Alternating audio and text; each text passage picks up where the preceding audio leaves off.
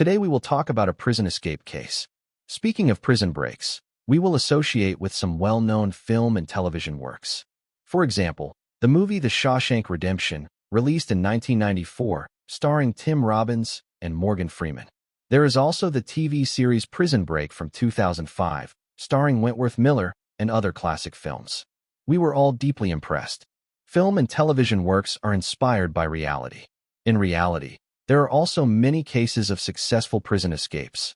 For example, we talked about it before, the Alcatraz prison escape that took place in the 1960s, where several prisoners successfully escaped from a prison surrounded by the sea. However, these successful cases do not happen in film and television dramas. They happened in the early prisons with outdated equipment. Today, the security facilities are very advanced, and it is almost impossible to carry out another prison break. However, the prison escape that we are going to talk about today is going to be discussed.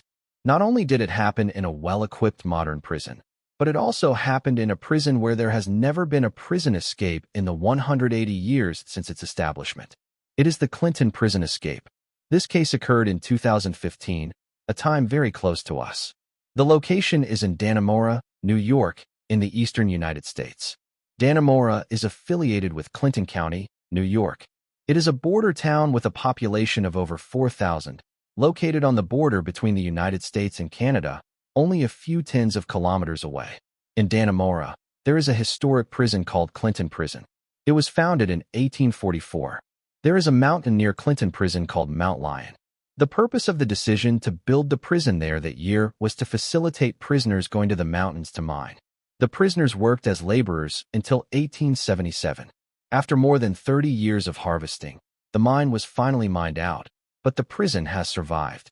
As the number of prison inmates grew, the original prison could no longer accommodate so many people.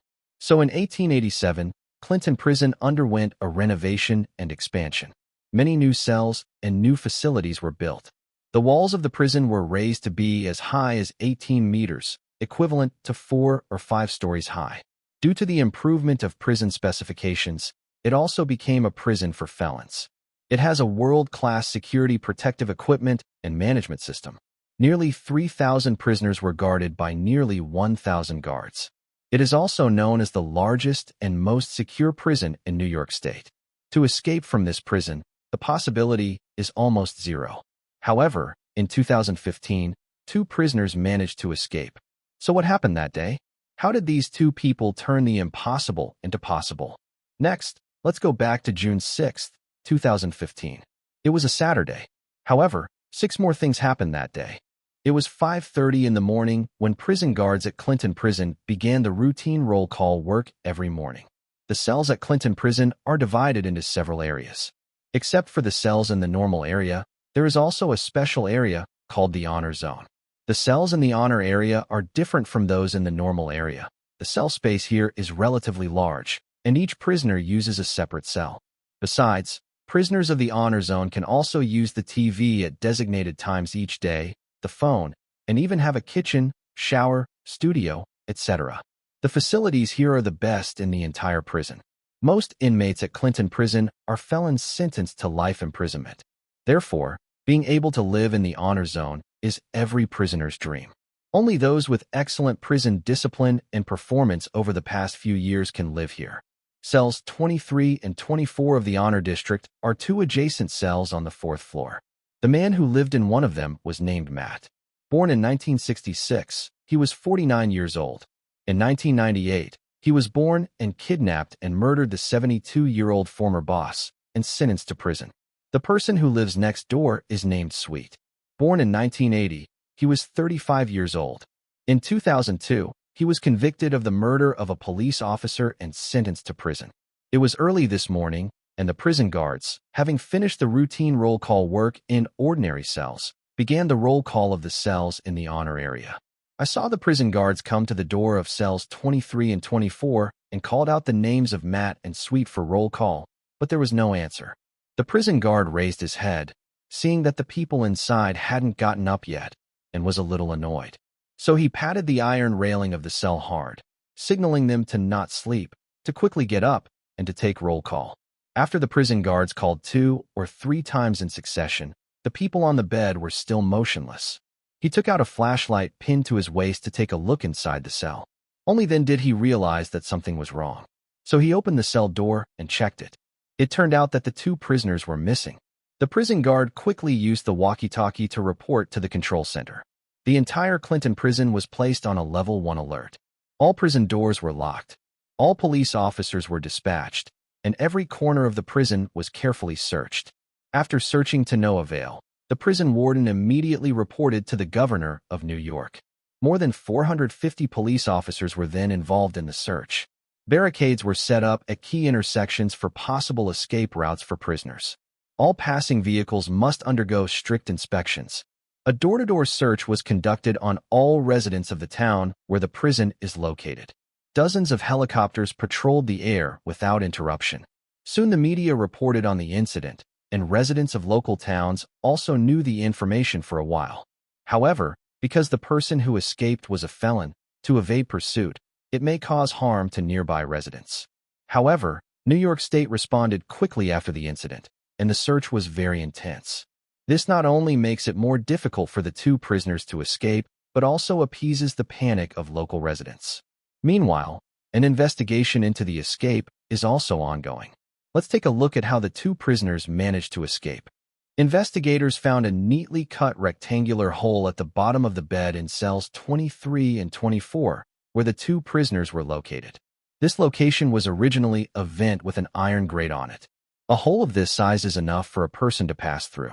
After drilling out of this hole, it is a narrow corridor filled with various pipes. This picture was released by the police, photos of the 2 fugitives after escaping from prison. The cell where the 2 are located is on the 4th floor. After they drilled out of the cut vent, they climbed down through the gap in the corridor and arrived at the basement floor. On the basement floor, there is a steam pipe with a diameter of 60 centimeters. They cut a hole in the pipe. The diameter of this steam pipe is enough for 1 person to crawl. On their way out, a provocative note was also posted next to it. A smiling face was drawn on it, and it wrote a sentence, "Have a nice day." After entering the pipe, they climbed a few hundred meters and reached a vertically upward maintenance shaft. There is a ladder on the side of this hoistway. Climbing up through this ladder and pushing open the cover of the manhole, they successfully reached the ground. The location they came out of was already outside the prison, 120 meters away from the high walls of the prison. Let's take a look at the floor plan. This position is the location of the cell of the honor zone for the 2 prisoners. This position was an underground police road where 2 prisoners escaped to the ground. The location of the underground police road is 120 meters away from the high walls of the prison. There are 2 sentry towers not far from the exit of the police road. They are Outpost Tower 1 and Outpost Tower number 2. According to the confession of a prison guard, the night before the crime, that is, at 10:30 p.m. on June 5th, he did a routine evening roll call. Certainly, Matt and Sweet were in their cells that night. From this, it can be inferred that the escape time of the 2 was from about 11 p.m. to 5 a.m. the next morning. Due to low visibility outside the prison at night and the fact that there has never been a prison escape in this prison, the guards on the 2 watchtowers slackened that night. Neither of the 2 prisoners who escaped from the shaft were found. With the gradual understanding of the case, investigators realized that if they wanted to escape from this heavily guarded prison, the 2 of them relied on their own strength, which is absolutely impossible to do. There must be someone else who helped them. Clinton Prison is a veteran prison. There has never been a prison escape in nearly 180 years. It relies on standardized and strict management.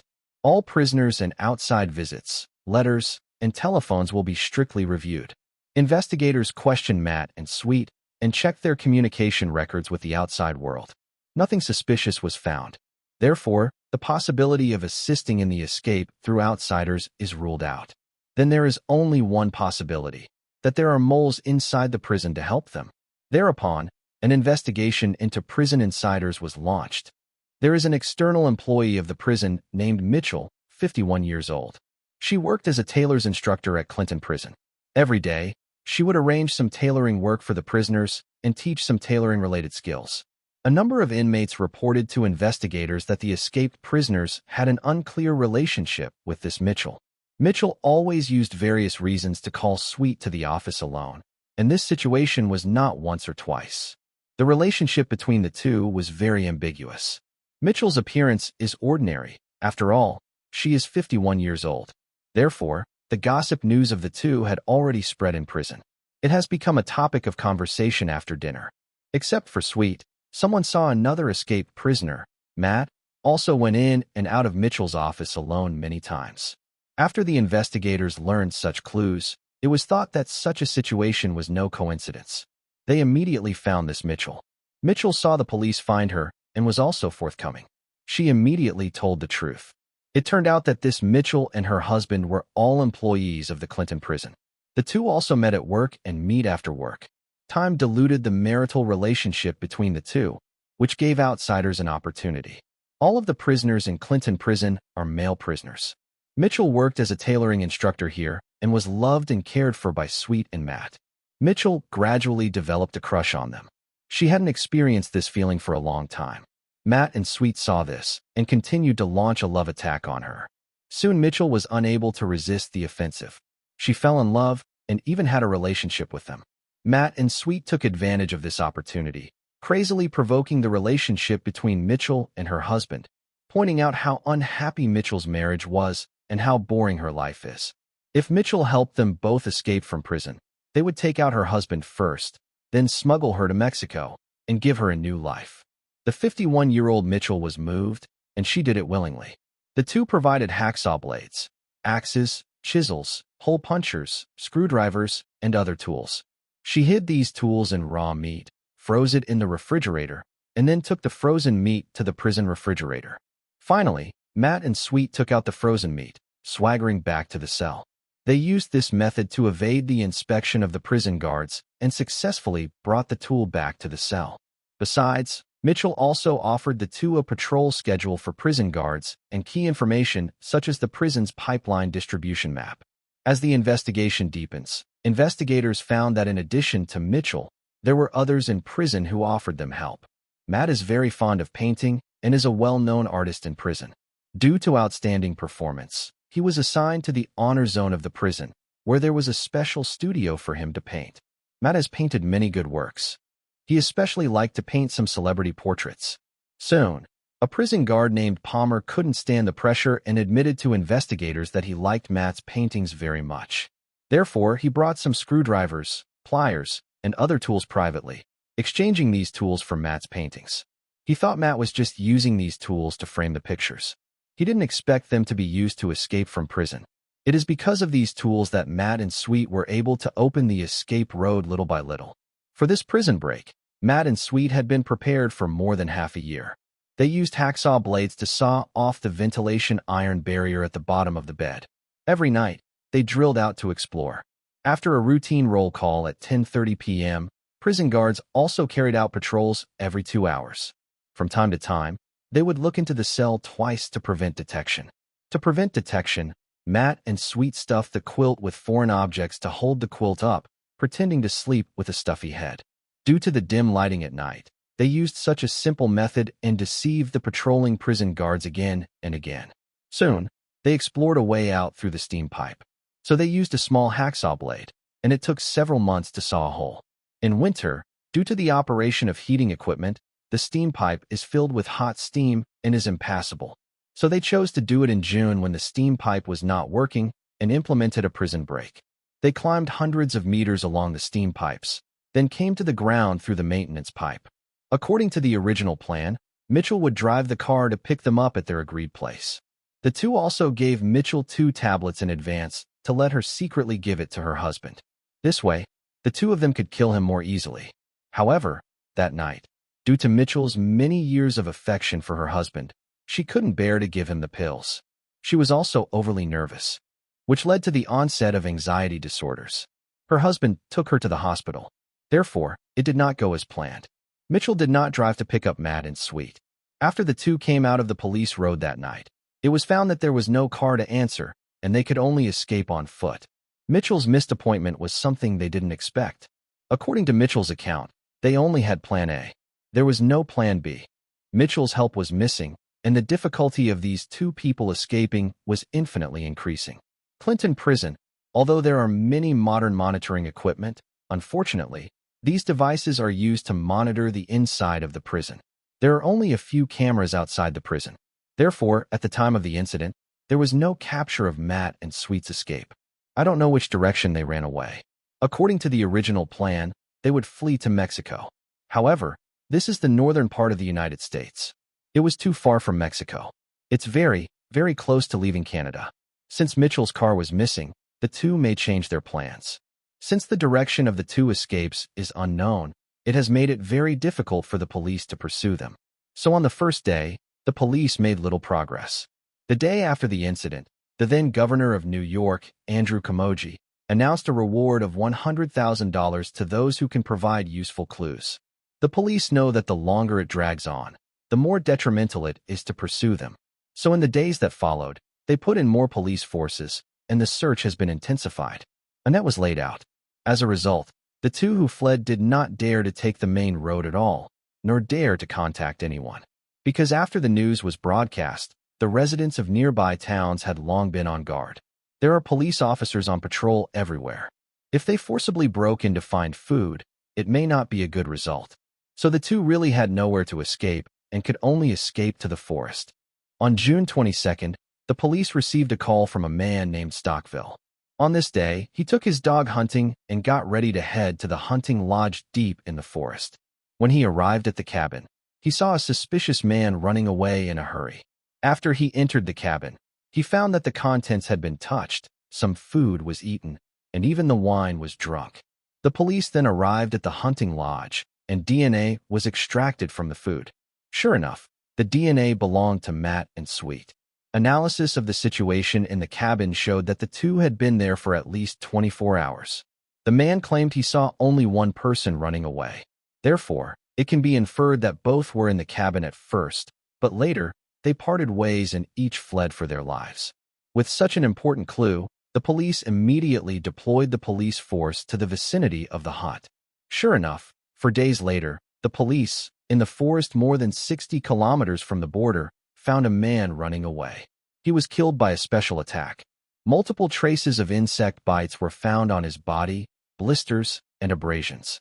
It seems that he suffered a lot during the more than 20 days of his escape.